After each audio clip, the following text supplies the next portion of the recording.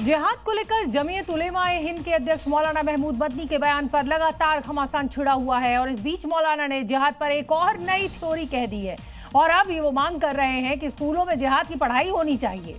जिहाद का विरोध करने वाले देश के गद्दार हैं। मौलाना के इस जिहाद जिद पर आपको ये हमारी रिपोर्ट देखनी चाहिए।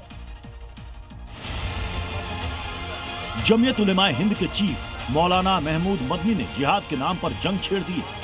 एक तरफ पहले से मौलाना के बयानों को भड़काऊ बताया जा रहा है, विवाद हो रहा है। इस बीच मौलाना ने सभी दायरे से आगे निकलकर अब जिहाद को स्कूल के पाठ्यक्रम में शामिल करने की अपील कर दी है।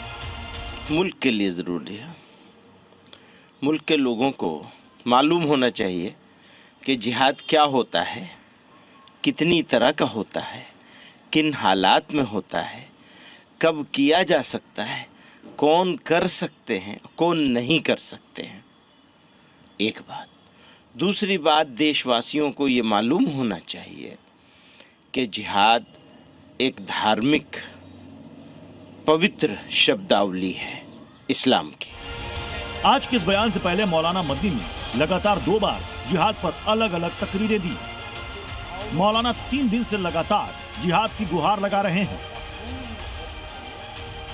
जहां जंग और क़िताल के माने में इस्तेमाल हुआ है वो भी जुल्म फसाद के खात्मे और इंसानियत की बका के लिए। इसलिए जब जब जुल्म होगा तब तब जिहाद होगा। साथ जो अपने आप को मुसलमान कहते हैं और दहशतगर्दी टेररिज्म करते हैं, 30 साल से लड़ाई लड़ रहे हैं, हमारा ट्रैक रिकॉर्ड नहीं देखा जा रहा है। उनके जब हम उनसे लड़ रहे हैं तो हम बराबर कह रहे हैं कि ये जिहाद नहीं है, ये टेरर है और तुम फसादी हो। असली जिहादी तो हम हैं।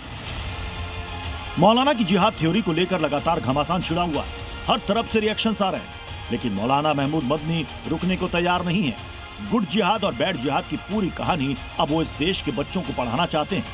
ऐसे में सवाल है कि आखिर मौलाना की जिहाद मुहिम का मकसद क्या है? देश में बच्चों के लिए जिहाद की पढ़ाई का क्या मतलब? क्या जिहाद के नाम पर जंग उकसाने वाला बयान है? वंदे मातरम और जुल्म से जोड़कर जिहाद का बयान क्यों? धमकी वाले अंदाज में जिहाद शब्द का इस्तेमाल क्यों? आतंकी भी खुद को जिहादी कहते हैं, उनके जिहाद में क्या फर्क है? गुड जिहाद बैड जिहाद की थ्योरी पर इतना जोर क्यों दिया जा रहा है?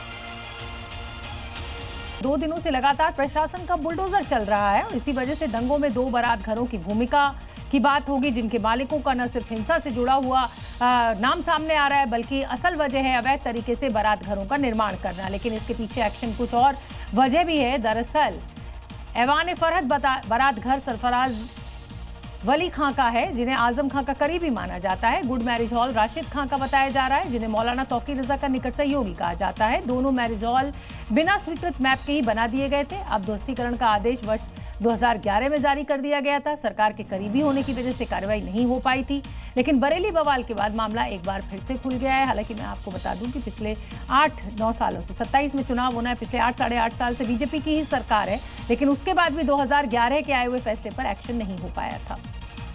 अब आपको बरेली में आज के बुलडोजर एक्शन की ग्राउंड रिपोर्ट हम दिखाना चाहते हैं।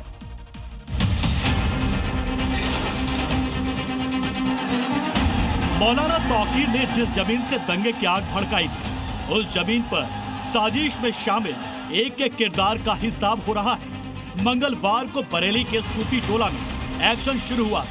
बुधवार को कार्रवाई आगे बढ़ी और कई अवैध ठिकाने मिट्टी में मिला दिए गए।